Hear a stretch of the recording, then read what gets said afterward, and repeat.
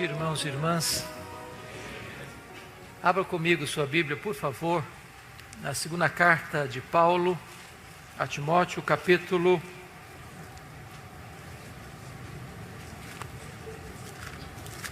de número 4, versículo 2. 2 Timóteo, capítulo 4, versículo 2.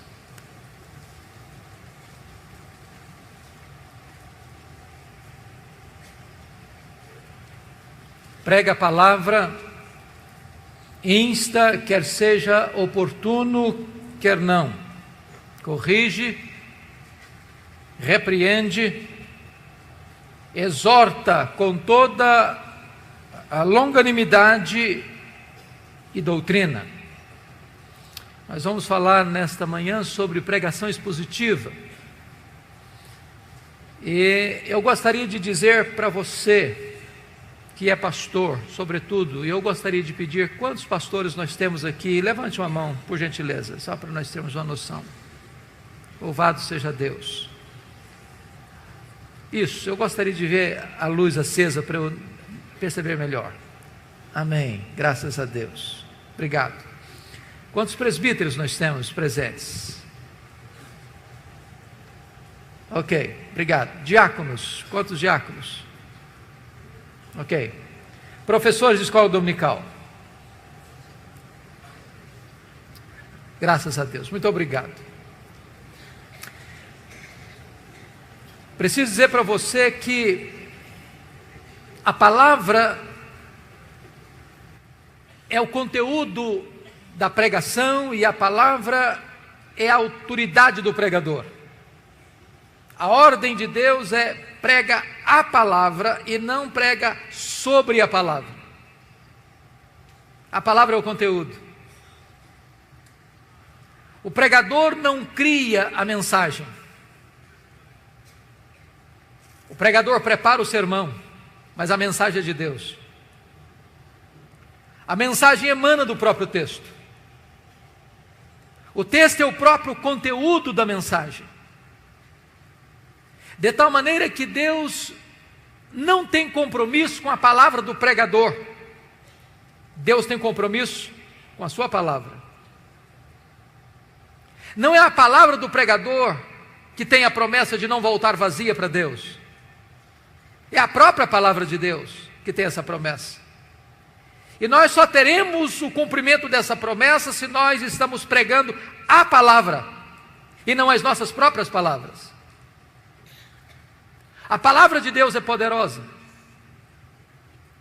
A palavra de Deus despede chamas de fogo, faz tremer o deserto. A palavra de Deus é eficaz. Ela é a espada do Espírito. Não é a palavra do homem, não é a palavra do pregador. É por isso que pregação expositiva é tão importante, porque é o compromisso de pregar a palavra e não apenas sobre a palavra.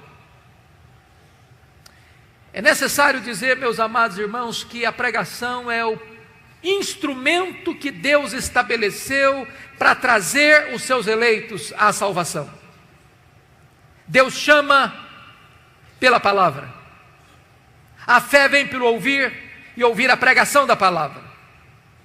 Daí é importante dizer que a pregação fiel das Escrituras é o principal elemento que leva a igreja ao crescimento saudável. E nós precisamos entender isso. No que concerne ao crescimento da igreja, eu acho que todo pastor, todo pregador, todo professor de escola dominical, todo crente fiel aspira o crescimento da igreja. Não é natural você se conformar com a esterilidade. É por isso que a pergunta certa não é o que é que eu devo fazer para a igreja crescer, mas a pergunta deveria ser: o que está impedindo a igreja de crescer? Quando a igreja prega com fidelidade, no poder do Espírito Santo de Deus, a igreja cresce. Mas no que concerne ao crescimento da igreja, nós temos que ter dois cuidados, duas precauções muito sérias. O primeiro delas é o que nós poderíamos chamar de numerolatria, a idolatração dos números. Nós estamos vivendo uma situação hoje muito curiosa. A igreja, infelizmente, está importando a filosofia do pragmatismo para a sua agenda. E o pragmatismo foi a filosofia mais conhecida e mais popular do século XX.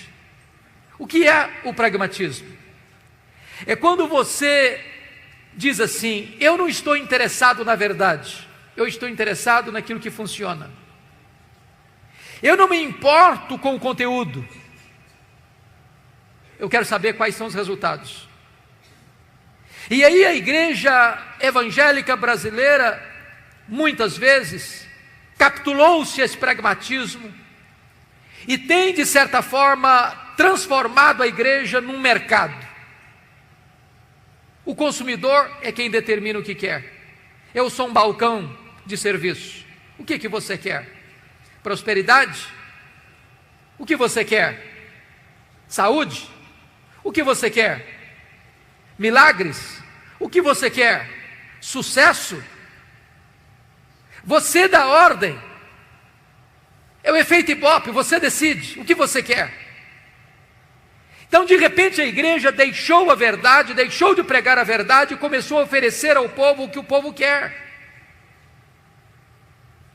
Mas esse não é o evangelho. Mas esse não é o compromisso da Escritura. Esse não é o papel do pregador. O pregador é chamado a pregar a palavra, a oferecer não o que o povo quer ouvir, mas o que o povo precisa ouvir. Não o que dá ibope, mas a palavra de Deus. Nosso papel não é arrancar aplausos do auditório, nem receber um tapinha nas costas no final do culto, mas é pregar a verdade, ainda que esta verdade fira o coração das pessoas. Porque o nosso papel é pregar com fidelidade o que Deus diz, não o que nós queremos dizer. Isso é pregação expositiva, e ela produz crescimento saudável, e nós não podemos entrar por esse caminho, de buscar crescimento a qualquer custo, de atrair as pessoas com a outra mensagem mais palatável, mais agradável aos ouvidos, mas sonegando o povo o trigo da verdade, as Escrituras Sagradas. Há um segundo risco, queridos, que nós corremos no que tange ao crescimento da igreja, que é a numerofobia.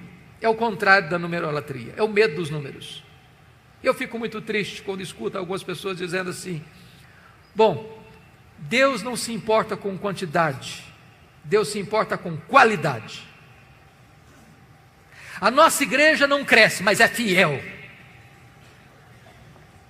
Nós temos 100 membros há 10 anos, mas é gente batuta, gente boa. E eu fico perguntando se existe fidelidade estéril.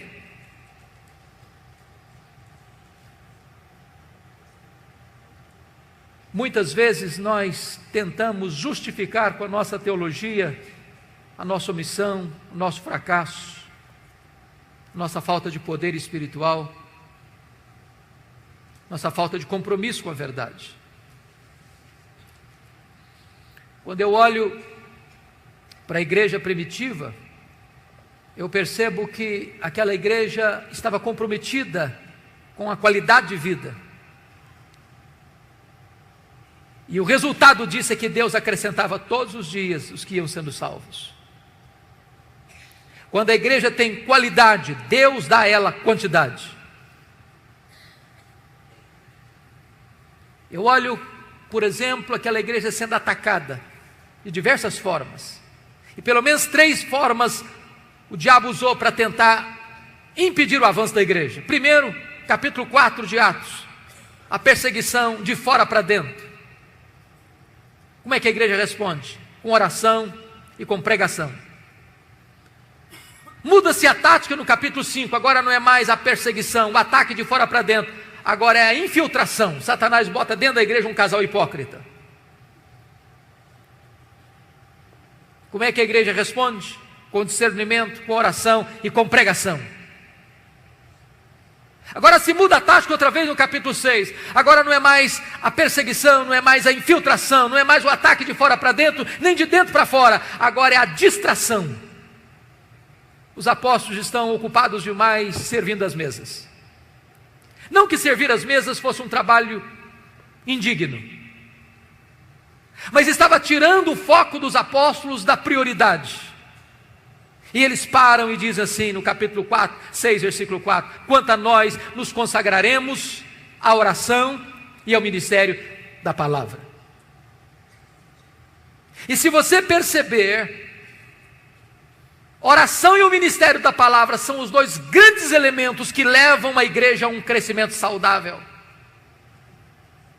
Nós estamos hoje com as leis do marketing, muitas vezes tentando produzir o crescimento da igreja através de técnicas de crescimento de igreja, usando métodos modernos, buscando recursos da tecnologia humana, ou da metodologia humana. Mas se nós queremos encontrar uma resposta para o crescimento saudável da igreja, nós não teremos que ir para as técnicas do pragmatismo moderno, nós temos que voltar ao livro de Atos. É lá que tem a receita, e a receita para o crescimento saudável da igreja é oração e palavra. Esse assunto é um assunto tão relevante, queridos, que no ano de 1930, um missionário chamado Donald McBrevin, um americano que estava trabalhando na missão na Índia, foi inquietado por uma pergunta: por que algumas igrejas crescem e outras não? E para responder essa pergunta, ele deixou o seu trabalho administrativo e percorreu vários países e continentes, fazendo essa mesma pergunta, examinando tantas igrejas. Por que algumas igrejas crescem e outras não? Esse homem visionário chegou ao ponto de criar um instituto de crescimento de igreja em Oregon, nos Estados Unidos. E ele é tão apaixonado pelo tema que ele começou o instituto com apenas um aluno. E esse aluno nem americano era um boliviano. Mais tarde, 1965, o seminário de Fuller, na Califórnia, convidou-o para vir e abriu ali o que nós chamamos de um Instituto de Crescimento de Igreja. E Donald McBrevin foi um homem tão importante na sua época que ele foi considerado o mais importante missiólogo do século XX. Até porque a igreja naquele tempo estava enfrentando dois graves problemas: liberalismo de um lado e o seu filho legítimo, que é ecumenismo. A igreja estava sendo devastada por essas duas frentes. Porém, com o tempo, o movimento de crescimento de igreja perdeu o seu rumo. Veio Peter Wagner, outros mais, e de repente começa a se buscar o crescimento da igreja por técnicas pragmáticas, a ponto de David Ebb fazer uma pesquisa em mais de 100 teses e dissertações do movimento de crescimento de igreja, do seminário de Fuller, e encontrar pouquíssima ênfase na oração e na pregação como elementos que devam levar a igreja a um crescimento saudável. E aqui, meus amados irmãos, nós precisamos entender que se a igreja evangélica brasileira quer de fato entender o que é crescimento da igreja, nós temos que entender que o crescimento da igreja passa pela oração e pela pregação fiel das Escrituras.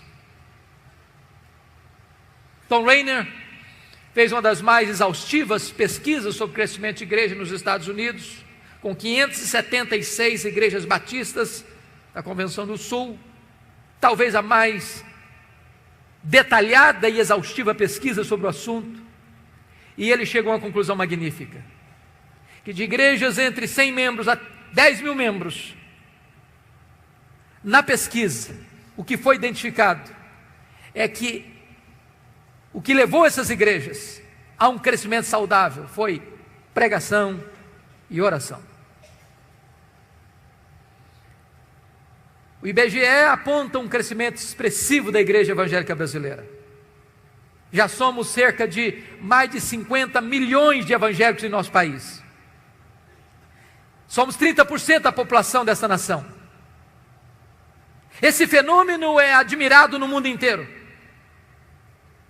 Quando a igreja evangélica recua na Europa e na América do Norte, a igreja evangélica avança no Brasil. A pergunta é: que igreja? Que evangelho? E eu tenho minhas dúvidas se de fato é o evangelho de Jesus que está crescendo, se é a igreja evangélica que está explodindo no Brasil. Porque o que nós estamos assistindo muitas vezes é um outro evangelho. Um evangelho híbrido, um evangelho sincrético, um evangelho eivado de misticismo, paganismo, e não é este o evangelho da graça do Senhor Jesus. Temos que voltar ao evangelho e pregar a palavra.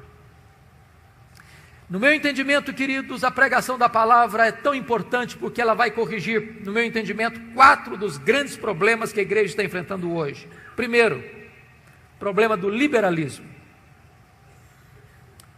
O liberalismo é fruto do iluminismo, do racionalismo. Ele chega com a seguinte colocação: eu só posso aceitar como verdade o que a minha mente entende. Preste atenção nisso. A fé cristã é racional, mas ela é mais do que racional, ela é supra-racional. Por exemplo, eu não consigo entender com a minha razão como Deus, sendo um só, subsiste em 3 pessoas distintas. De tal forma que o Pai não é o Filho não é o Pai não é o Espírito Santo não é o Filho nem o Pai. São 3 pessoas distintas, mas um só Deus. Nós não somos politeístas. Eu não posso entender com a minha razão como é que o Deus que transcende, é transcendente, é maior que tudo que Ele criou, pode se fazer carne, entrar no ventre de uma mulher e nascer numa manjedoura. Eu não posso explicar racionalmente os milagres. Então, quando a minha mente não consegue ir além, eu creio. Porém, o racionalismo diz: não, eu não posso aceitar. E o que aconteceu? O liberalismo, onde entrou, matou as igrejas. Olha, a Europa hoje, conhecido como um continente pós-cristão. Olha, algumas igrejas na América do Norte, no Canadá hoje, nos Estados Unidos, Canadá hoje, chamadas Dead Church, igrejas mortas. Eu visitei recentemente uma igreja em Toronto, igreja John Calvin, templo belíssimo, um jardim grinaldado de flores no pátio, uma placa de bronze muito bonita com o nome do pastor, doutor fulano reverendo das quantas. E quando eu cheguei para perguntar quantos membros tem esta igreja, me responderam: tem 15 membros. Tem um culto a cada 3 meses. Porque onde o liberalismo chega, ele mata. Ele é um veneno mortífero, ele é um câncer. O que é dramático e triste é que muitos seminários históricos das nossas igrejas no Brasil estão ainda flertando com o liberalismo. Estão ainda encantados com este veneno mortífero. Você nunca viu um pastor liberal plantando igrejas, você nunca viu um pastor liberal experimentando um reavivamento, você nunca viu um pastor liberal promovendo o crescimento da obra de Deus. Porque onde o liberalismo chega, ele mata a igreja. E preste atenção nisso, o liberalismo não começa na igreja, começa nos seminários. Da cátedra ele vem para o púlpito, do púlpito ele mata as igrejas. A única maneira de enfrentar o liberalismo é pregando a palavra. Um liberal chega para você dizendo o seguinte: bom, eu creio na Bíblia, mas eu não creio em tudo que está lá. Um liberal vai chegar, por exemplo, e dizer: eu não creio em Gênesis 1 e 2, não creio na literalidade de Gênesis 3. E muita gente hoje está tentando fazer um concubinato entre cristianismo e darwinismo, achando que isso é o suprassumo. Eu fiquei muito decepcionado. Há poucos dias eu fui comprar um comentário de Gênesis de um pastor muito conhecido aqui no Brasil, com muitos livros publicados aqui no Brasil.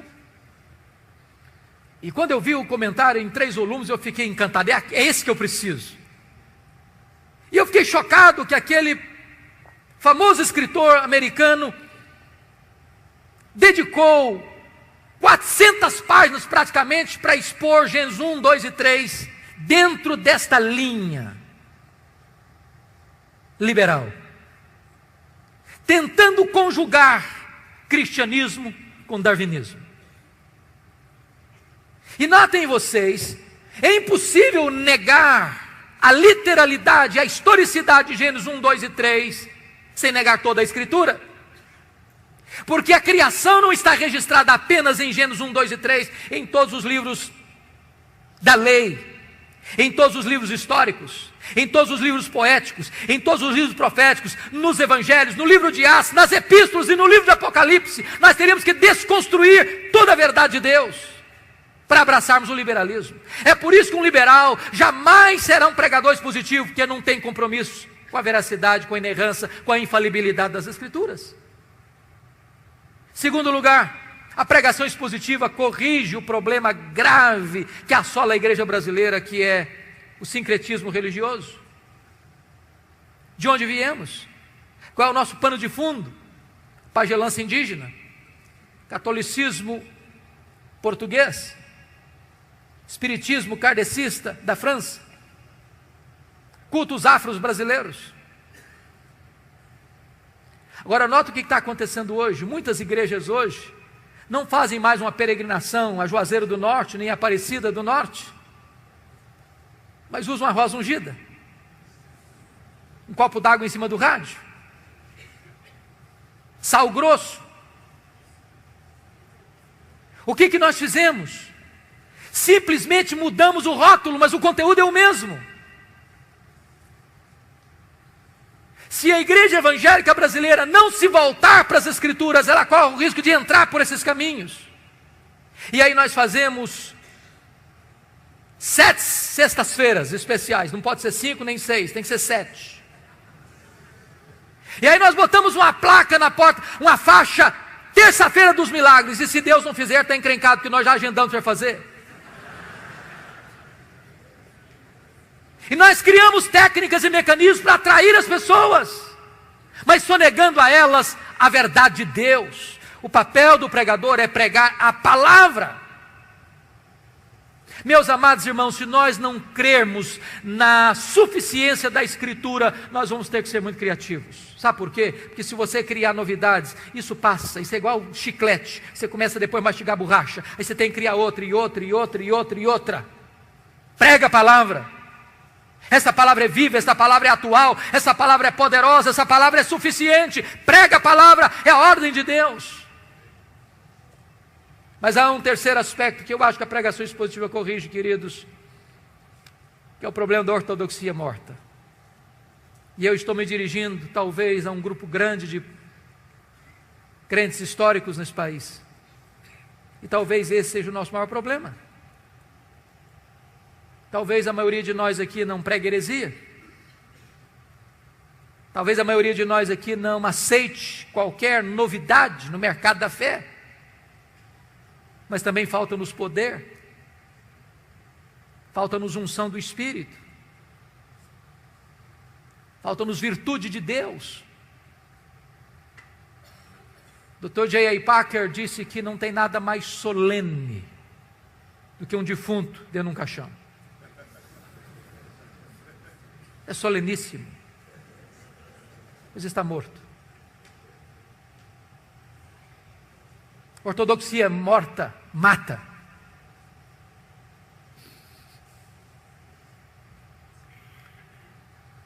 Quando Eliseu mandou Geazi botar o bordão profético no rosto do menino morto, diz a Bíblia que o menino continuou morto. O problema não era o bordão, o problema é quem carregava o bordão. A mulher de Sarepta disse para Elias: agora eu sei que a palavra de Deus na tua boca é verdade. Isso me faz tremer, porque a pergunta é: meu Deus, então será que a tua palavra na minha boca pode não ser verdade? Porque uma coisa é proferir a palavra de Deus, outra coisa é ser boca de Deus. Eu tenho que concordar com Ian Bounds, um metodista piedoso do século XIX, quando ele disse que nós estamos à procura de melhores métodos e Deus está à procura de melhores homens. Deus não unge métodos, Deus unge homens. Homens mortos tiram de si sermões mortos, e sermões mortos matam. Nós dependemos do Espírito Santo, queridos. Essa palavra tem que ser pregada com fidelidade, mas na virtude, no poder do Espírito Santo de Deus. Perguntaram certa feita para Dwight Lyman Moody: Moody, qual é o maior problema da obra? Moody respondeu: o maior problema da obra são os obreiros. Talvez você e eu sejamos o maior problema da igreja.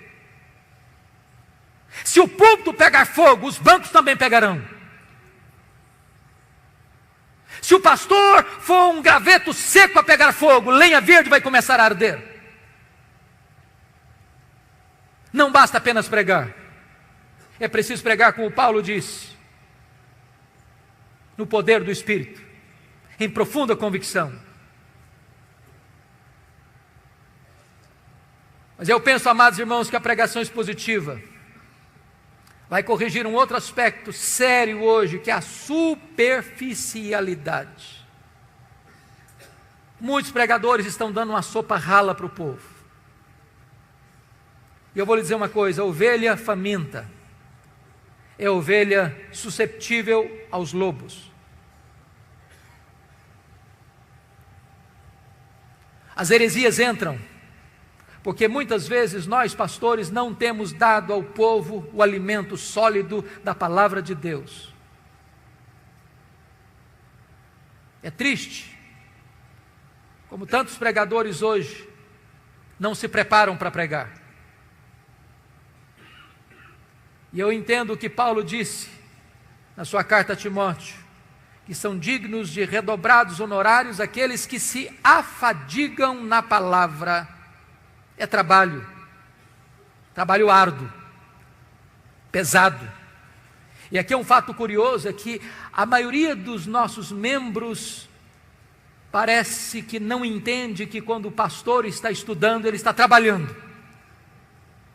Talvez a ideia popular é que o bom pastor é aquele que toma 10 cafezinhos todo dia na casa de muita gente. E chega no domingo e prega qualquer coisa.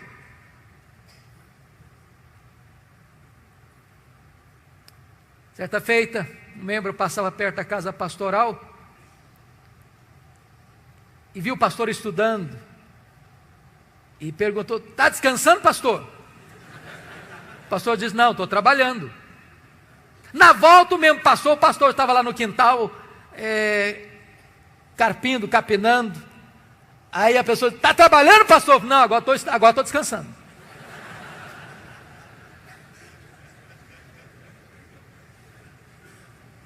Se nós quisermos pregar expositivamente, nós teremos que estudar. Por isso, eu gostaria de dizer para você que nós poderíamos sintetizar a pregação expositiva em 3 verbos, e se você guardar esses 3 verbos, eu fico muito feliz. Acho que você entendeu a mensagem que eu quero passar nessa manhã. Pregação expositiva pode ser resumida em 3 verbos. Primeiro, ler o texto. Ler. Você já viu um pregador subir ao púlpito e ele atropela o texto que vai pregar? Ele lê o texto atabalhoadamente. Quando você vê tal coisa, o que você pensa? Ele não se preparou. Ele não conhece nem o texto. Ele não gastou tempo. Talvez ele está dizendo o seguinte: o que importa aqui não é o texto que eu estou lendo, é o que eu vou falar depois. Deixa eu dizer uma coisa para você: a parte mais importante de um sermão é o texto, porque só vai ser sermão se ele expor o texto que ele leu. Então é uma recomendação: leia o texto 1 vez, 5 vezes, 10 vezes, 20 vezes, leia, deixe que esse texto entre em você, se possível decore o texto. Leia com entusiasmo, leia com vibração, porque quando a pessoa vê você ler o texto e diz: esse homem tem alguma coisa para nos dizer. Segunda coisa, segundo verbo, explicar o texto. Calvino dizia que pregação é explicação da Escritura. A não ser que você explique o texto, você não pregou. Você conhece aquele tipo de pregador que lê o texto, vai embora do texto e nunca mais volta para o texto? Ele viaja, faz viagens internacionais e espaciais. E você pergunta, meu Deus, mas por que ele leu esse texto?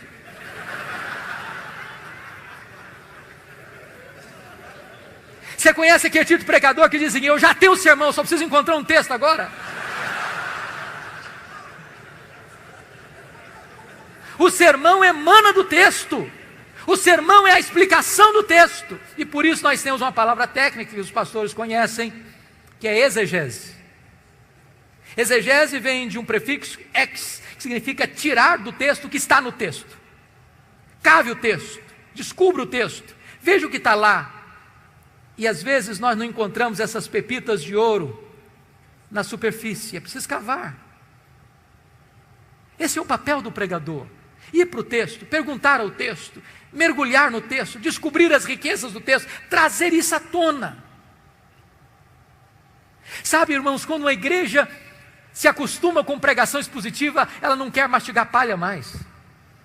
Depois que ela descobre a riqueza da Escritura, ela não tolera mais escutar sermão que não seja focado na Escritura, que exponha a Escritura. O contrário de exegese é exegese. Exegese tem o prefixo ex, significa colocar lá, o que não está lá. Tem muito pregador que vai para o púlpito com as suas ideias. E ele tenta impor ao texto o que ele pensa, o que ele acha. Ele já tem uma ideia preconcebida. Mas isso não é pregação. Pregação é quando você vai para a Escritura e deixa que a Escritura fale. Você é apenas o canal. Você é apenas um instrumento. O terceiro verbo, importante pregação expositiva, primeiro é ler o texto. Segundo é explicar o texto. Terceiro é aplicar o texto. Dr. John Stott escreveu um livro importantíssimo, que penso ainda não está em português, Entre Dois Mundos. E ele disse que pregação é a união desses dois mundos, o texto antigo com o ouvinte contemporâneo. Se você não conectar o texto ao ouvinte, você não pregou. Pregação não é um discurso diante do auditório.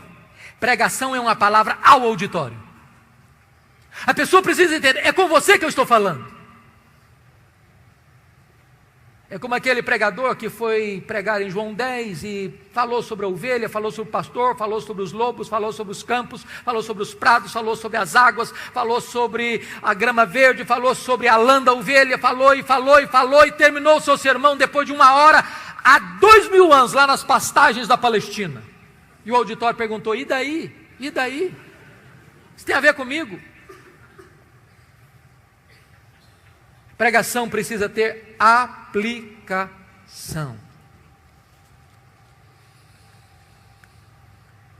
E aqui é importante uma coisa.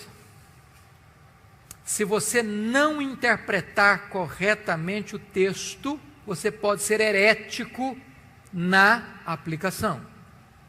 Você pode proibir em nome de Deus o que Deus não está proibindo. Você pode fazer promessas em nome de Deus que Deus não está fazendo. Você se torna um falso profeta, um falso mestre, um falso pregador.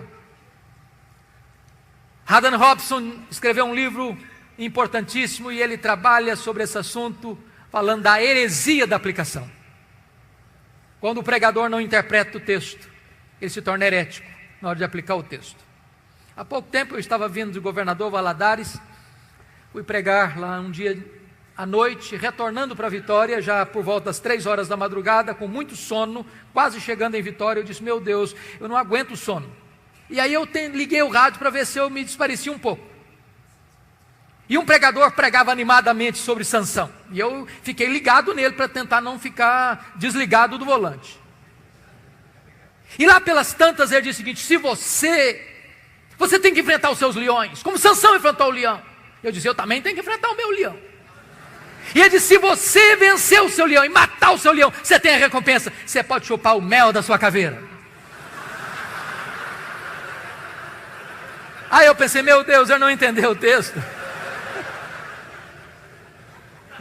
Porque ele não entendeu o texto, ele aplicou o texto erradamente e cometeu uma heresia grave. Porque o mel da caveira do leão para Sansão não foi recompensa, foi uma quebra de um pacto que ele tinha feito com Deus, de nazereado. Ele não podia tocar em defunto, ele não podia tocar em cadáver. Se nós não entendermos a Escritura, nós vamos correr o risco de aplicar de forma herética. Mas talvez você pergunte assim: pastor, quais são as razões por que hoje poucos pregadores pregam expositivamente? Eu vou lhes dar algumas razões. Primeiro, penso eu que muitos seminários ainda não estão comprometidos com o ensino aos seus alunos sobre pregação expositiva. Eu fiz seminário há 30 anos e na minha época não se aceitava pregação expositiva. Quando um aluno tentava fazer um sermão expositivo no púlpito, ele era criticado. Talvez porque não entendêssemos bem o que era pregação expositiva naquela época. Mas é triste como se dá pouca ênfase à questão da pregação ainda nos currículos dos seminários. Somos mais treinados a defender a Bíblia do que pregar a Bíblia, como se a Bíblia precisasse da nossa defesa. Olhe os currículos. Se a maior tarefa do pastor é pregar a palavra, isso deveria refletir no currículo dos seminários. Passamos sobre esse assunto como o gato passa em cima de brasa. Segunda razão por que poucos pregadores pregam expositivamente é porque muitos pastores têm uma biblioteca sofrível. Sofrível. Eu tenho visitado muitos pastores, colegas, e uma das coisas que eu gosto de fazer é visitar a biblioteca do pastor. E tem hora que eu fico chocado, porque eu vejo alguns poucos livros já amarelos de tanto tempo, empoeirados, e eu penso assim: ou esse colega é um fenômeno, ou ele está dando uma sopa rala para o povo. Queridos irmãos, é impossível pregar expositivamente sem estudar seriamente. Impossível, impossível. Deixa eu dizer uma coisa para você: se você é pastor e não gosta de ler, dá uma checada na sua vocação.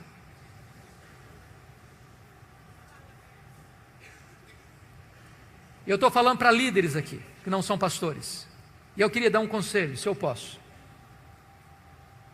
Por que os pastores não pregam, não têm uma boa biblioteca? Por duas razões, pelo menos. Primeiro, porque o salário pastoral, em média, não é aquelas coisas tanto não. Quando um pastor às vezes empata o jogo para comer, eu já é um herói. E aí ele não tem dinheiro para comprar livro. Graças a Deus, porque nessa conferência vocês têm livros com ofertas especiais. Então, o conselho seria esse. Se você é líder de igreja aqui, quem sabe você consiga lá na liderança botar uma verba para o seu pastor comprar livro todo mês.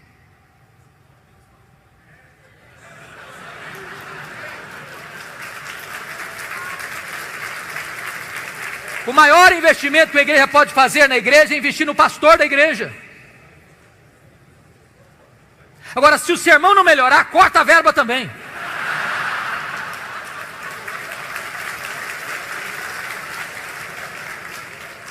Porque livro para enfeitar a biblioteca também não resolve nada.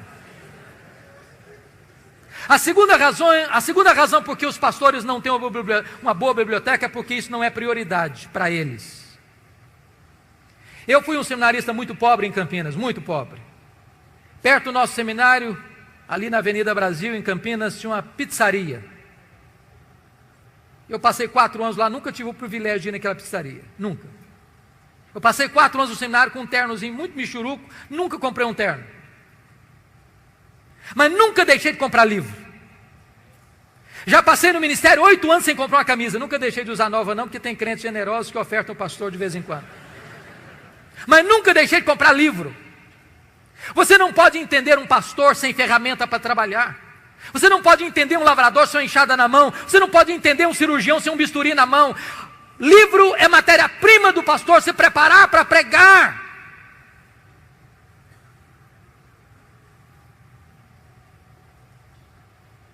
Outra razão que eu penso que os pastores não estão pregando expositivamente hoje é porque nós estamos lidando com a terrível tensão entre pregação e liturgia nas igrejas. É triste o que está acontecendo hoje. Triste. Em muitas igrejas se canta meia hora, 1h30 e se prega 10 minutos. Eu já tenho tido constrangimento, às vezes, de ser convidado para pregar em alguns encontros e se paga uma passagem cara para ir lá. E você chega lá e se canta meia hora, se canta 1h, se canta 1h30 e alguém chega para você e bate no seu joelho. Dá para pregar 10 minutos? Eu estou vindo agora de uma semana nos Estados Unidos. E sempre quando eu vou pregar, eles têm o cuidado de dizer, olha, aqui é sermão americano, não é sermão brasileiro. Nós não toleramos sermão de 40 minutos aqui. É 15 minutos. E eu tenho que concordar com John MacArthur. Sermonetes criam cristianetes. Eu não posso entender como você pode expor a palavra de Deus com 15 minutos. E é uma falácia você dizer o seguinte, não, hoje com a televisão, com a internet, com isso, com aquilo, o homem moderno não consegue ouvir um sermão de 40 minutos. Consegue sim. Se você se preparar, se você orar, se você se levantar no poder do Espírito Santo de Deus, o povo vai querer mais e mais e mais.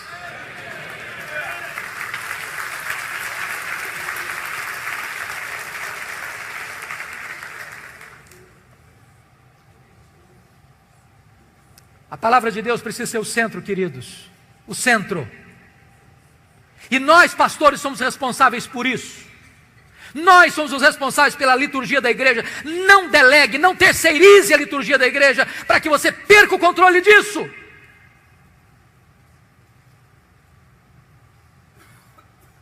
Estamos perdendo a centralidade das Escrituras, por isso deixamos de pregar expositivamente. Precisamos voltar às Escrituras, à centralidade das Escrituras. Mas eu vou lhe dizer quais são as vantagens de se pregar expositivamente falando. Quais são as vantagens? Primeiro, queridos, a grande vantagem da pregação expositiva é que você não tenha o desejo de ser popular, mas você tem um compromisso de ser fiel. O centro da pregação é esse, assim diz o Senhor. É a palavra de Deus, é a autoridade da palavra de Deus, é voz de Deus. Eu estive há 15 dias lá em Londres pregando e fui visitar Tabernáculo Metropolitano, onde Spurgeon pregou no século XIX. E eu peguei um de seus livros, lá na livraria da igreja, e chamou minha atenção um fato, eu já sabia disso há tantas vezes, já tinha lido tantas vezes, mas acendeu novamente ao meu coração essa verdade. Quando Spurgeon se levantava para pregar, ele tinha o seguinte entendimento: quando o povo escuta a pregação fiel da Escritura, não é a um pregador que o povo está ouvindo, é ao próprio Deus que o povo está ouvindo. É a palavra do Deus vivo que o povo está ouvindo, e nós precisamos criar esse entendimento, amados. Se o pregador é fiel, e se ele se levanta para expor a palavra de Deus, o povo está ouvindo a palavra do Deus vivo, e não a palavra de um pregador apenas. Este é o fato empolgante da pregação expositiva. Segundo aspecto, é que quando você prega expositivamente, você economiza um grande tempo.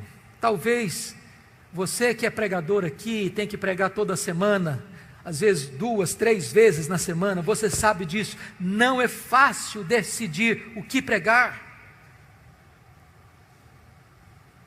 É por isso que 90% dos pastores têm que tomar o omeprazol. E ficam angustiados, meu Deus, o que eu vou pregar? Chega na segunda-feira, ele está pensando, o que eu vou pregar domingo? O que eu vou pregar domingo? O que eu vou pregar domingo? Chega na terça-feira, ele está folheando algum livro. Chega na quarta-feira, ele está dando uma olhada em algum livro de esboço de sermão. Chega na quinta, ele está desesperado, olhando na internet. Chega na sexta, ele já está com angústia na alma. Quando chega no sábado, ele já está suando frio. Quando chega no domingo, ele prega qualquer coisa.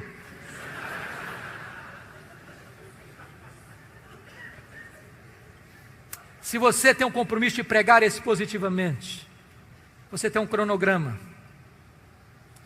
Você termina o seu sermão no domingo à noite, já começa a preparar seu próximo sermão. Em vez de você gastar tempo pensando no que pregar, você investe todo o tempo preparando o que pregar. É claro, queridos, que nós, penso eu, não deveríamos iniciar sendo exaustivos, como um Mark Lloyd Jones, por exemplo, que pregou vários anos em Romanos, vários anos em Efésios. Eu acho que se nós formos fazer isso aqui, a gente corre o risco de enfrentar alguns problemas. Eu conheço um colega que começou a expor Atos na igreja. Tinha 200 pessoas na quarta-feira ouvindo sobre Atos. Depois de mais de um ano, ele estava em Atos 12, e o auditório dele cresceu de 200 para 40. E quando falava em Atos, o povo sentia urticária. O problema não é a pregação expositiva, o problema é que às vezes as pessoas se perdem nos detalhes. Às vezes se pensa em pregação expositiva, lê um versículo, meus irmãos, essa palavra vem do grego tal, etc e tal, agora a segunda palavra também vem do grego tal, que significa isso, agora vamos para a terceira palavra. Aí o povo não entende, ele se perde no meio da floresta atrás de uma árvore. Então, se você não tem ainda o hábito de pregar expositivamente, comece com um livro pequeno, não seja tão exaustivo. Gere no povo gosto pela Escritura.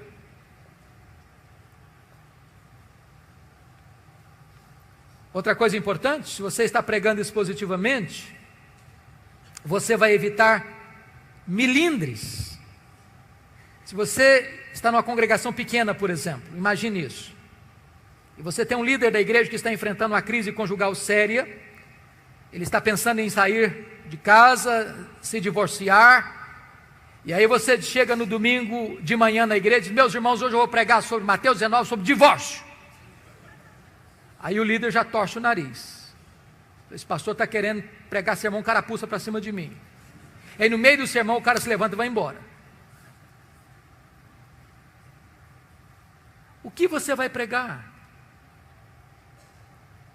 Como aquele pregador que foi pregar numa igreja e ele estava indo para o púlpito e um líder da igreja puxou o paletó e disse, o senhor não pode pregar aqui sobre bebida, porque o cara que mais dá dinheiro aqui para a igreja, ele é chegado numa branquinha, então o senhor faz favor de não tocar nesse assunto. Caminhou um pouco mais, outro puxou o paletó e disse, o senhor não pode pregar sobre jogo, porque a família mais rica da igreja é chegada em jogo de azar e tal, então o senhor não toca nesse assunto. Andou mais um pouquinho e falou, o senhor não pode falar sobre adultério, porque a pessoa mais conhecida na cidade está frequentando a nossa igreja, está vivendo um caso de infidelidade conjugal, então não toca nesse assunto para nos constranger. Aí o cara foi para o púlpito, aí se levantou e disse, meus irmãos, eu estou encrencado hoje. Eu não posso pregar sobre bebida, eu não posso pregar sobre jogo, eu não posso pregar sobre adultério. Aí levantou um gaiato no final do auditório lá, prega sobre os judeus, não tem nenhum judeu aqui.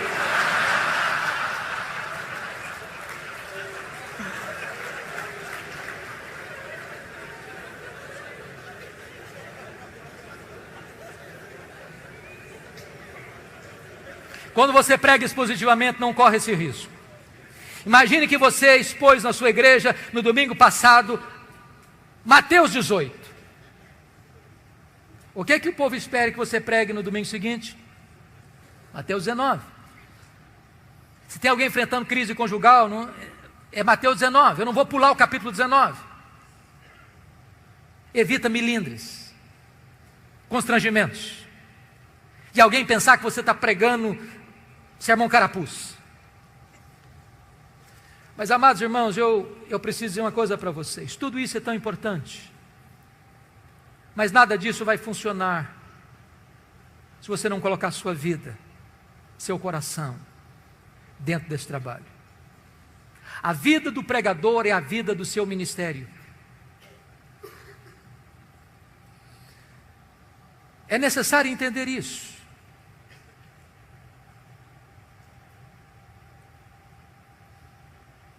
E eu fico preocupado ainda hoje quando a maioria dos nossos seminários cuidam mais da cultura da cabeça do que da cultura do coração. É triste admitir isso, mas é um fato. Muita gente que vai para o seminário com o coração quente, sai de lá com o coração gelado.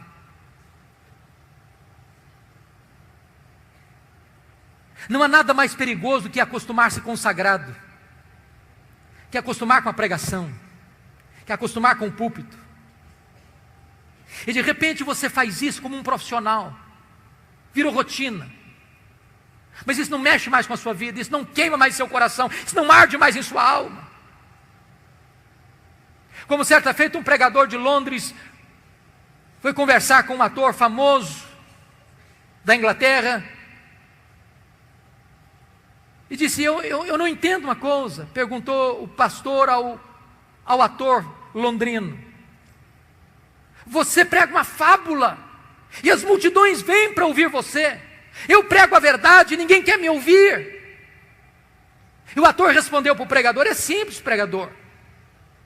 Eu prego a minha fábula como se fosse verdade, você prega a sua verdade como se fosse uma fábula. Tem hora que eu fico perguntando: meu Deus, será que as pessoas acreditam que nós acreditamos no que pregamos? Um dia eu estava pregando em Salvador, e eu pregava sobre avivamento, e uma repórter da cidade estava lá para uma entrevista. Ela olhou nos meus olhos e me perguntou: o senhor acredita no que prega? Eu respondi para ela: eu creio firmemente no que prego.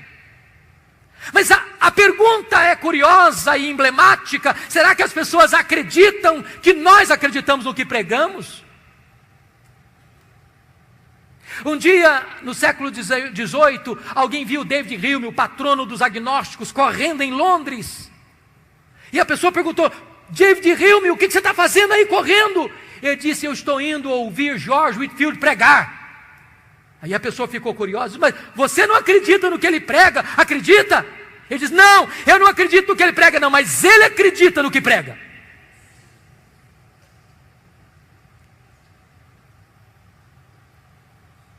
Amados irmãos, nós precisamos desesperadamente de um reavivamento no púlpito.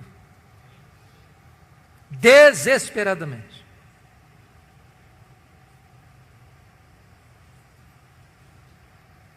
João Wesley dizia para os seus alunos: meus filhos, ponham fogo no seu sermão, ou ponham o seu sermão no fogo.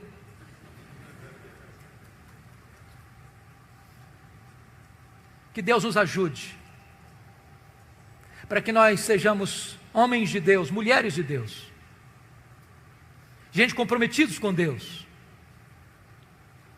os vasos limpos que Deus há de usar para a sua glória.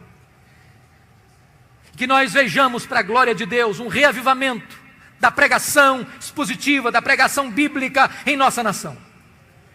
E eu estou seguro disso, irmãos: se a igreja brasileira voltar-se para a palavra, voltar-se para a pregação expositiva e pregá-la com fidelidade no poder do Espírito Santo de Deus, sim, nós teremos um crescimento saudável da igreja, para a glória de Deus, em nome de Jesus. Amém. Vamos orar, queridos. Vamos orar.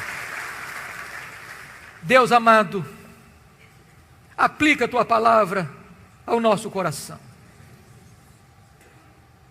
Esta palavra é um tesouro tão precioso. É o Evangelho, é a boa nova da salvação, é o poder para a salvação de todo o que crê, é a palavra viva, é a palavra eficaz, é a palavra poderosa, palavra infalível, inerrante, suficiente. Oh Deus, desperta o nosso coração para amar a tua palavra, enche-nos da tua palavra, a nossa mente, o nosso coração, a nossa alma, o nosso ser, e dá-nos o compromisso, Deus, de pregarmos a tua palavra, toda a tua palavra, só a tua palavra. E nós entendemos que quando isto é feito, por mercê e graça, tu operas maravilhas no meio do teu povo. Bendito é o teu nome, em nome de Jesus. Aleluia. Amém.